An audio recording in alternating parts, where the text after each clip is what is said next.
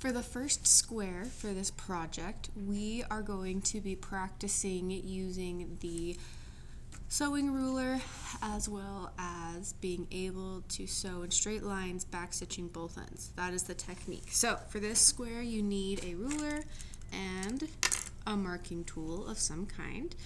Now, as you've seen on the rulers, each square is about an inch.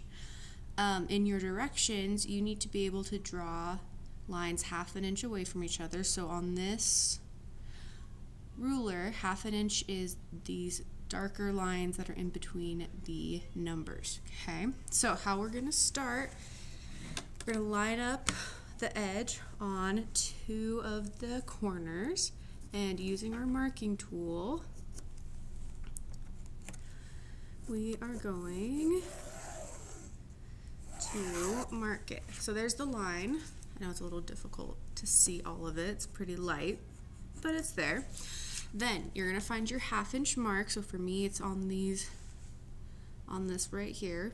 Okay. I'm going to put that half-inch mark on that line I just drew and draw another one. Okay. So that one looks a lot better. So you're going to do that all the way on your square. Okay. This is a marking pen, so it will erase when I put it underneath the irons. So when you're doing this, you want to make sure that you're using a marking pen and not, a real pen, because you won't actually get those marks off. And this will take a little bit of time, so don't stress. And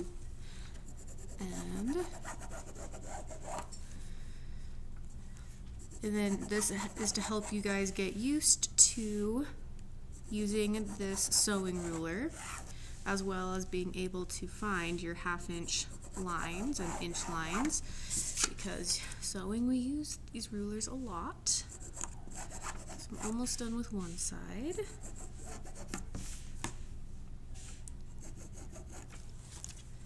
Okay, and now I'm going to flip it and do it on the other side. So again, lining up my half-inch line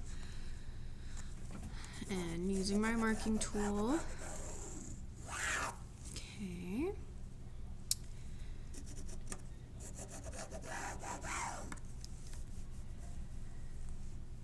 Alright, there it is. Okay. So again, it doesn't take super long to do. The longest part of sewing is usually cutting out the fabric and then marking it. So this is what takes a little bit of time, but the more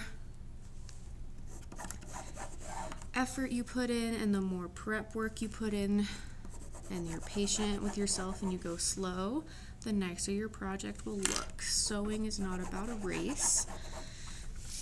Usually if you go fast, your project's not going to look great. So you want to make sure that this looks all right. And we're almost there. So this is a 9-inch square. We're doing half inches, but it's on the diagonal. So you should have around 20-ish lines, depending. Okay. So there's my square. It's all marked up. The next step is turning on the sewing machine, threading the sewing machine, and sewing on these lines, back stitching both ends.